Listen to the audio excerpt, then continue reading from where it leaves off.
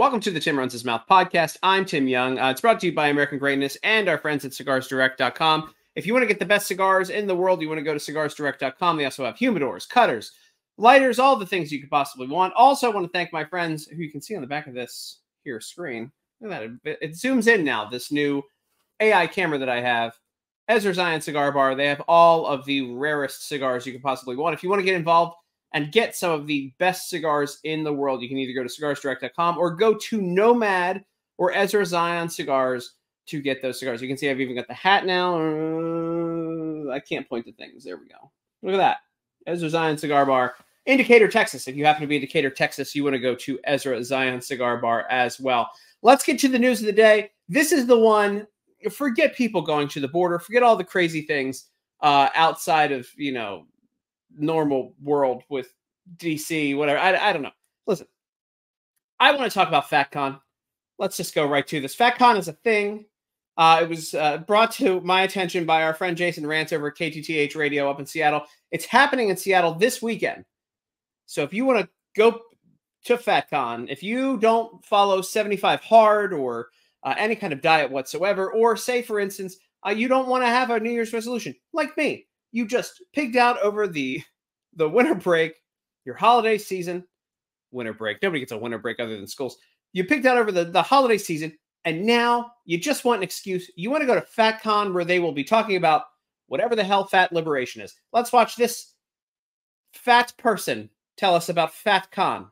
I'm going to FatCon in Seattle, Washington, January 5th through 7th, and I want to see you there. FatCon is a 3-day fat liberation celebration, y'all. What is fat liberation? All right, go ahead. We will be celebrating fat liberation, body acceptance, and the power of being in fat community. I can only imagine that the power of being in fat community is somewhere on the Richter scale. With over 60 hours of programming spanning from policy, legislation, healthcare, community, and visual arts. I don't think healthcare is going to be a big focus of this conference. I'm no health professional, but I don't think healthcare is going to be a big focus of FatCon. Plus a ton more. This is sure to be something you don't. Maybe diabetes, getting diabetes meds. Don't want to miss. The vibes are going to be immaculate. With a fat brunch, a fat fashion show, and a fat vendor marketplace, there is so much to do. Plus, there's some really cool experiences you can sign up for, like some fat liberation photo shoots and some incredible shopping experiences with 2 big lawns. What is a fat liberation photo shoot? I think, and don't get me, again, in all honesty, what's a fat liberation photo shoot? They use a wide angle lens? Back to this. Being in fat community with other fat people who just accept you for who you are and get it is such a great experience. And I want every single person watching this to be able to have that experience with us. Ticket sales for the FatCon are going to be ending very soon. You can go to the link in my bio and use code JBAE to save 25% on your tickets. I hope to see each and every one of you at the FatCon in Seattle, Washington, January 5th through 7th. Okay, so let's go to the FatCon website. I can't get enough of this because I have a problem. And so I went to the FatCon website.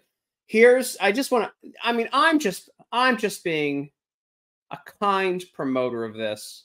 Here, you can get your tickets. How much does it cost to go to FatCon? Let's see here.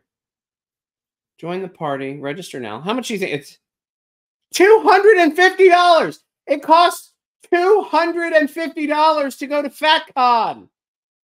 That's for a fat friend. Now, if you're a plump patron, I'm not making this up. If you are a plump patron, it's $500. If you're a fat bae, that's VIP, that's $600. And then day passes are $169. And then Sunday brunch fashion show is an extra $109. But if you want to volunteer, you can always volunteer for FatCon, I'd imagine, but maybe cough. A plump patron, $500. That's a lot of dough. And I'm not just talking the cookies and cakes they'll be making. Let's go here. The keynotes. You want to see a lot of. Is that person's name a lot of booty? Is that what that's supposed to say, or is it a lot about? Tigress Osborne, Dr. Bianca Loreno. Looks like somebody finally used their real name. Then we've got legendary guest Madam E. You would think again, for FatCon, you would think that a legendary guest would be somebody who like wins eating contests, like a Randy Santel. You would talk about somebody who I would have at FatCon as a keynote. You get that Randy Santel because he can throw. I've seen that man set records. He can throw down. I would have him at FatCon. He would be the only person talking at FatCon. How to maximize your fatness. And he like loses it and goes up. If you haven't seen Randy Santel's channel, that guy, he sets records, world records with eating competitions. He's a real winner. Like that guy. But why is he not at FatCon? That's my question. How is he not at FatCon? Then they also have invited guests. I guess they're invited, but they may or may not make it. They're just invited. And then finally a guy. It's been all women here. Finally a guy. Big Burr is going to be there. He's always called Big Burr.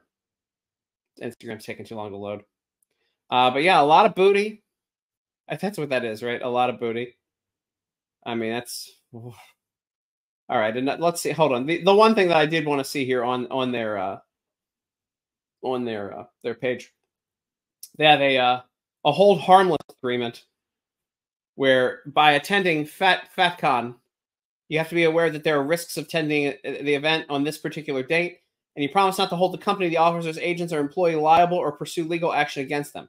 This waiver absolves the company of any duty of injuries sustained to on the premises before, during, or after the activity. So if you have a heart attack while you're at FatCon, if you're so excited to be at FatCon that you have a heart attack, you can't go after the organizers of FatCon. Fat liberation. Isn't it liberating enough that you can eat yourself to death? What is liberating about fat? I think it's fat restriction, isn't it? Like the more you get, you can't fit in a chair. You can't like, I mean, look, I got another good foot and a half in this chair. The Fat Liberation Army will be there, I guess. Is that where they're going to be? Like what is the goal of FatCon? I want to be accepted for being fat. I want to eat a lot. You know, the biggest winner is the food truck industry in Seattle. Those guys are going to show up there. Steve, order double tacos. Order all the meat you can. Those guys are going to be sold out. Order extra oil for frying.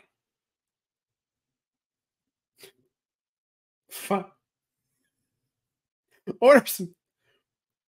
We need extra funnel cake batter, Steve. Get it ready. Get the order in. We can't. FatCon. But just remember, when you attend FatCon, if something happens to you, if you're injured on premises, if your scooter runs out of battery power and you can't plug in and you're just stranded, if you're stuck in a toilet stall, out of luck, hold harmless agreement. Get your plump patron tickets for $500. Get your plump patron tickets. $500. FatCon. It's coming to Seattle. Jason Rance, dude, shout out to you, sir, for giving me that story. God bless you for. He actually has. He reports on regular stuff up in the old Seattle, and the regular stuff up there ain't nothing like what we got here in Dallas or in most cities for that matter. I want to go to again Claudine Gay yesterday. In case you don't know, Claudine Gay, the president of Harvard, has resigned from her position.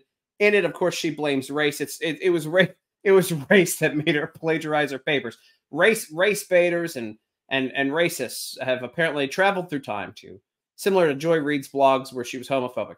The race baiters and racists have traveled through time to plagiarize her papers and put paragraphs in her papers that she did not initially want in her paper. So she put that in. But listen, in case you're wondering, a couple of things happened here.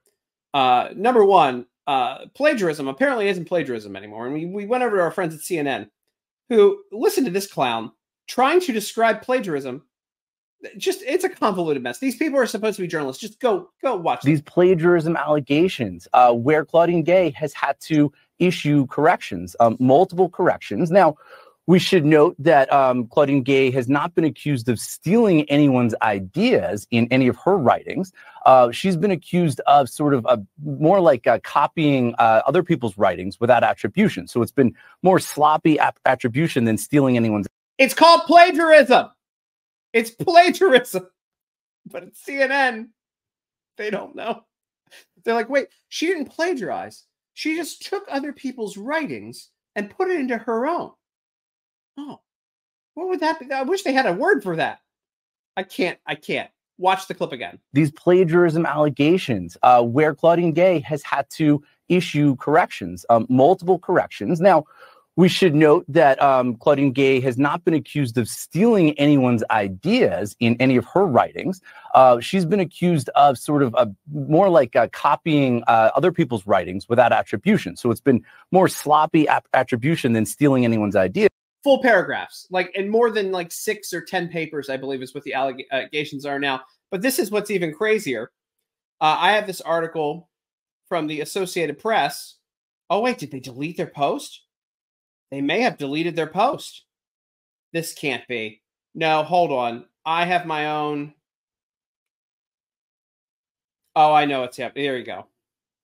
So according to the Associated Press, Harvard president's resignation highlights new conservative weapon against colleges, plagiarism. So wait, now plagiarism apparently is a conservative, it's a conservative weapon. When someone else commits a crime or when someone else steals someone else's work, that is now a conservative weapon. It's not something that that person did. It's something that conservatives have done. What? Can someone please explain that to me? I do not understand exactly what's happening. Again, it's a conservative weapon. Plagiarism is a conservative weapon now. It has nothing to do with the actions of the person who committed those actions. It's just something that conservatives use against them. That literally makes no sense. That makes absolutely no sense. All right, while we're talking about things that make no sense, I want to show you now, Joe Biden asked about the border when coming back from, I guess, New Year's. And when he's asked about this, you're just never going to believe his answer. Let's make sure we have this slide up. Here we go.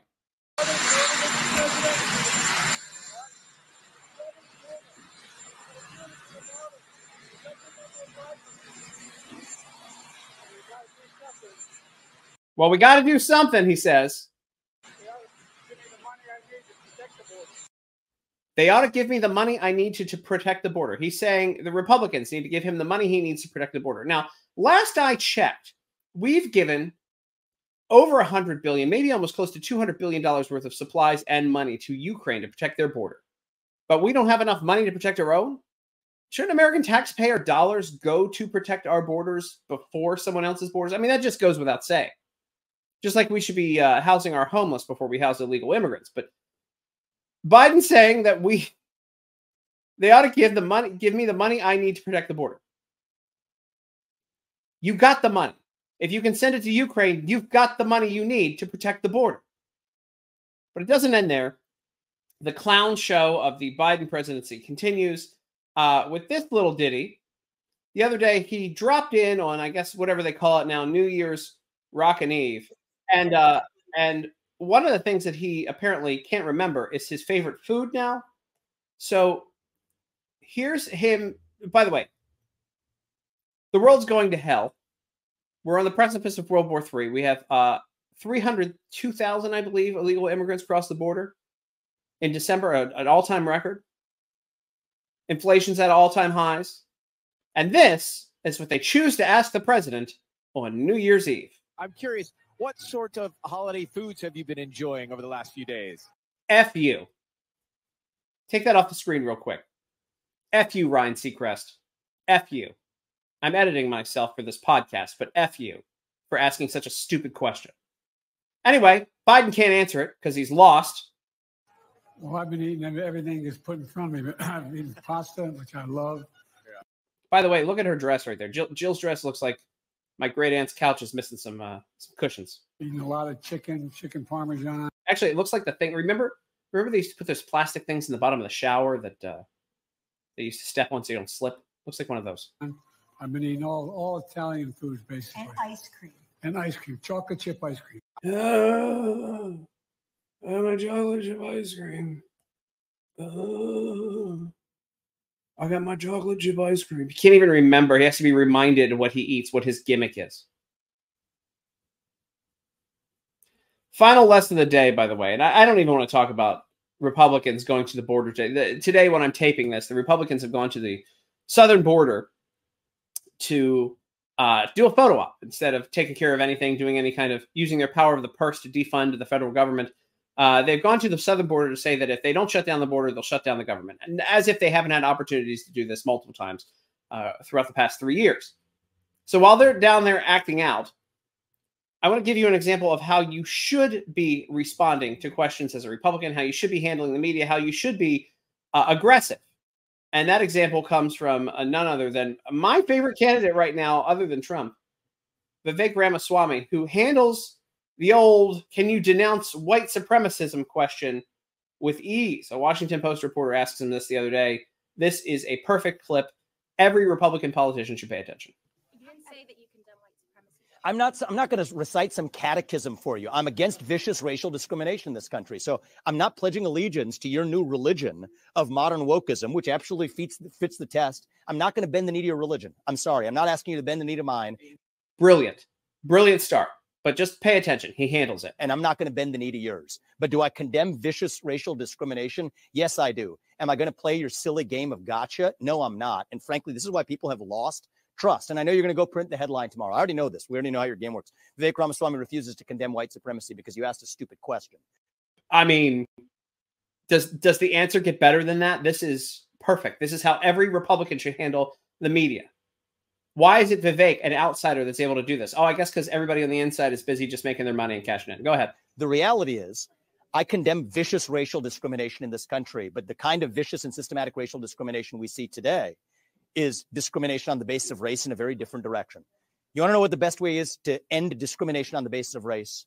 Stop discriminating on the basis of race. Do that, and we're going to move this country forward. And I don't care whether you're black or white or brown or anything in between. That's how we're going to unite this country.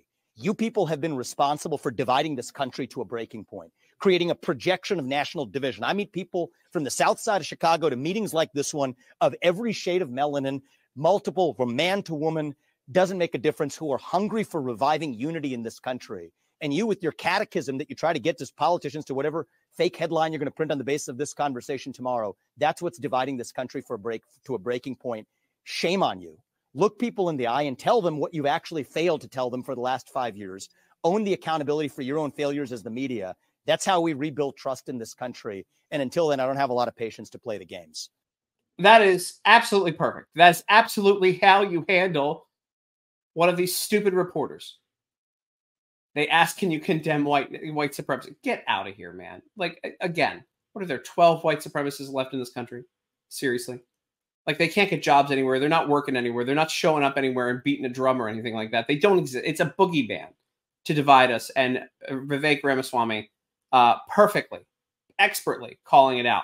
But listen, in case you're still wondering about Congress and if they've been up to anything, if they've been busy, if they're hurting, you know, a lot of times you're wondering, hey, is Congress hurting right now? Are they making the money they need to survive? Well, just to let you know, here's the S&P 500 versus Congress last year. And in case you're wondering, there are at least 4 Democrats and 2 Republicans who outpaced the S&P 500 with their investments. There are expert Wall Street investors who do not do as well as Brian Higgins or Mark Green or Richard Blumenthal or Nancy Pelosi or Dan Crenshaw or Dan Goldman. These people are all amazing investors. If you want to learn how to invest, you just follow where their portfolio is, because obviously they know something we don't.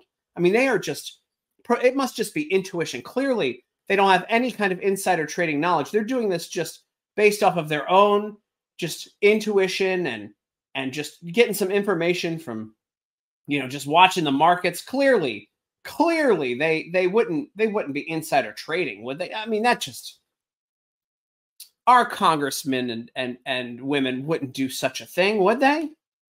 Here, by the way, is the overall average compared to the S&P 500, which is in the middle, according to the green bar. Democrats outpaced them 31%.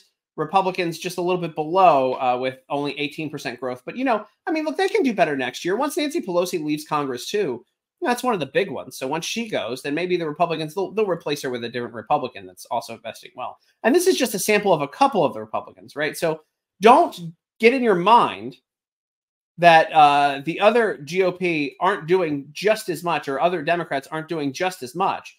It's just these are your top, what is it, 6? 1, 2, 3, 4, 5, 6.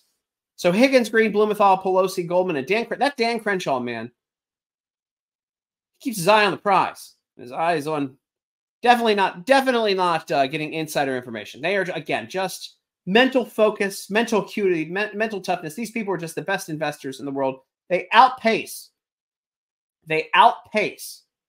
everything that happens on the S&P 500. They are just that good. Maybe they should all have investment shows on like CNBC or something. Forget Shark Tank reruns. We could just hear from Dan Crenshaw and Nancy Pelosi all day long. Learn how to invest. Again, miraculous work these people do. Miraculous work. And finally today, if you're still waiting for the Epstein list to come out, you're going to keep waiting. And I'm telling you already, it's going to be a big redacted pile of nonsense. But in the middle of it, Aaron Rodgers yesterday said, and he's been back and forth. Jimmy Kimmel doesn't like Aaron Rodgers, by the way. Aaron Rodgers doesn't like Jimmy Kimmel. So Aaron Rodgers made the joke that Jimmy Kimmel may be on the list. And it caused a storm. Jimmy Kimmel threatened him. You have to remember, in the middle of everything that's been going on, I didn't take that down. In the middle of everything that's happened over the past couple of years, Jimmy Kimmel accused Trump of that P-tape being real over and over again. He's been a Russian collusion guy over and over again. He can say whatever he wants, but the moment that Aaron Rodgers accused him of potentially being on the Epstein list, boy, he went off, and he went off on the internet, and he said, I'll sue you, and yada, yada, yada. That being said, Pat McAfee was on the Pat McAfee show. Pat McAfee took to the air and went on a bit of an apology tour. I like Pat McAfee, but the apology tour is a little much here. I'll show you a clip of this. Whenever you're freewheeling and dealing in here, you know, and you're Sure. having conversations, Letting it fly. they can certainly lead to some places that cause like international news and things like that. And whenever there's accusations made about people, that can lead to lawsuits. Now, let's have been in one before. Yes. With Again, he's just trying to avoid a lawsuit, and he goes on and on about how, you know, he thinks Aaron Rodgers is joking, but he doesn't believe what Aaron Rodgers said, obviously. Also, I don't believe what Aaron Rodgers said either. I think it's just a joke. I hate to tell you guys, Jimmy Kimmel probably did not visit Epstein Island. He seems a little young and a little poor for it. But also, don't get excited. I've said this before. Don't get excited about this list coming out, because if it comes out, nothing's going to happen to anybody on that list, number one. Number two, it's probably going to be very heavily redacted. So don't get excited about what you may or may not see on this Epstein list. All right, well, that's going to be it for me today on the Tim Runs His Mouth podcast. I'm Tim Young. If you want to go subscribe, like, share this with your friends, go to FatCon. You know, just get $600, or was it $500 for a plump patron. You want to go there. The Fat Liberation Movement begins in Seattle this weekend. I'm not even getting paid to go there, and I've gained some weight over the holidays. Maybe I should go. Forget the gym. I'm going to go to FatCon and learn about fat liberation. I need to be liberated. Anybody who tells me I've gained, even myself, when I look in the mirror and I go, man, you look bad. That's it. What a bigot. What a bigot I am for calling my own self chunky. I'm going to go to FatCon. I'm going to learn about it from a lot of booty. If you're just tuning into this now, woo, you missed a thing at the beginning of the show. I want to thank our sponsors, cigarsdirect.com. You can go to cigarsdirect.com for all of your cigar needs.